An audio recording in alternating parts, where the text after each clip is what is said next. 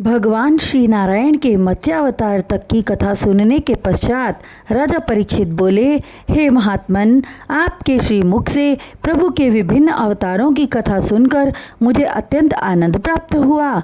मेरी इच्छा है कि आप सभी मनुपुत्रों का जो भूतकाल में थे, जो वर्तमान में हैं और जो भविष्य में होंगे, उनका हाल वर्णन करें।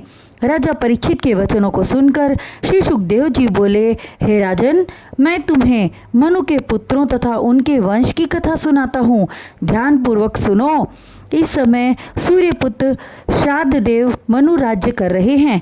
प्रलय काल के पश्चात जब सृष्टि जल में विलीन हो गई, तब कुछ काल के पश्चात भगवान श्री नारायण के मन में सृष्टि उत्पन्न करने की इच्छा हुई। उनकी इच्छा मात्र से एक कमल पुष्प श्री नारायण की नाभि से उत्पन्न होकर जल राशि के ऊपर आकर स्थिर हो गया और उस पर ब्रह्मा जी की उत्पत्ति हुई और श्री भगवान के आदेशानुसार मानसिक प्रवृत्ति से मरीचि उत्पन्न हुए। मरीचि से कश्यप, कश्यप की स्त्री अदिति से विवस्वान सूर्य और विवस्वान से श्राद्ध देव उत्पन्न हुए। जब उन्हें पुत्र की प्राप्ति न हुई, तब उन्होंने एक दिन वशिष्ठ ऋषि से प्रार्थना करके बोले, हे ऋषिवर, कोई ऐसा उपाय कीजिए जिससे मुझे एक पुत्र रत्न की प्राप्ति हो।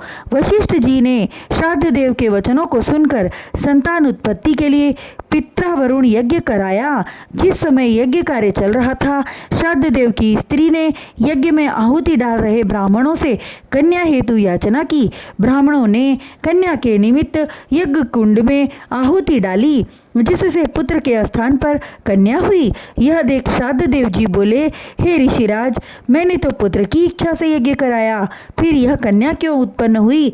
तब वशिष्ठ जी ने उनके स्त्री के कामना की बात उनसे बतलाई। उस कन्या का नाम ईला रखा। कन्या को उत्पन्न हुआ देख श्राद्ध देव उदास हो गए। तब वशिष्ठ जी बोले, हे राजन, मैं प्रभु की स्तुति कर अपने योग बल से इस कन्या को पुत्र बना दूंगा। तत्पश्चात उन्होंने भगवान का स्मरण करते हुए उस ईला नाम की कन्या को पुत्र बना दिया। उसका नाम सद्युम्न हुआ।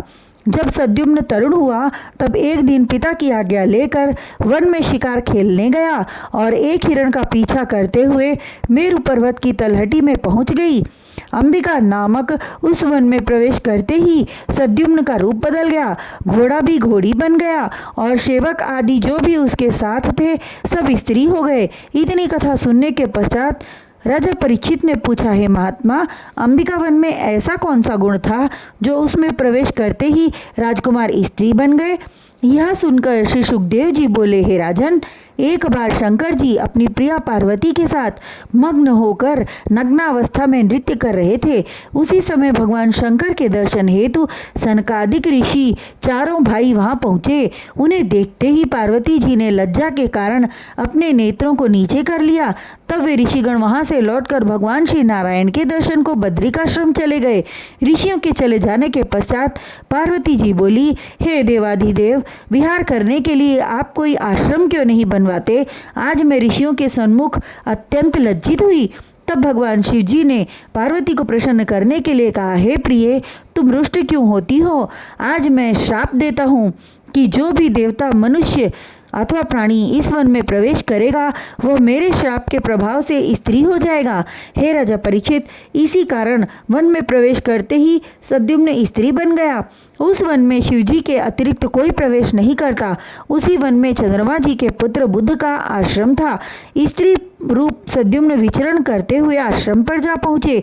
तपस्वी बुध उस पर मुग्ध हो गए और उससे गंधर्व विवाह कर लिया और कुछ समय पर उस परम सुंदरी के गर्भ से बुद्ध के पुत्र पुरुरवा की उत्पत्ति हुई। एक दिन सद्युम्न ने मन ही मन गुरु वशिष्ठ का स्मरण किया। वशिष्ठ जी को सद्युम्न की दशा का ज्ञान हुआ। वे तुरंत उपस्थित हुए और सद्युम्न द्वारा निवेदन किए जाने पर उन्होंने भगवान शिव जी का ध्यान किया। भगवान शिव जी ने प्रसन्न होकर दर्शन दिया और बोले, हे ऋषि वशिष्ठ जी, तुम्हारी क्या इच्छा है? तब वशिष्ठ जी बोले, हे भगवान, आप कृपा करके सद्युम्न को पुरुष बना दें। तब शिव जी बोले, हे ऋषिराज, मैंने अंबिका वन को श्राप दिया था, मेरा वचन असत्य नहीं हो सकता, किंतु मेरी कृपा से सद्युम्न 1 महीना पुरुष और 1 महीना स्त्री रूप में रहेंगे।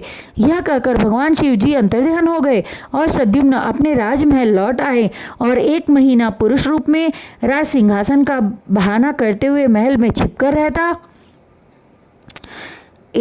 एक महीना पुरुष रूप में राज सिंहासन पर बैठता तथा दूसरे महीने जब वह स्त्री बन जाता तो बीमार होने का बहाना करते हुए महल में छिपकर रहता। जब उसे 3 पुत्र उत्पन्न हो गए तब बुध के वीर्य से उत्पन्न पुरुरवा को राज्यभार सौंपकर स्वयं वन में जाकर भगवान श्री नारायण का तप करने में लीन हो गए।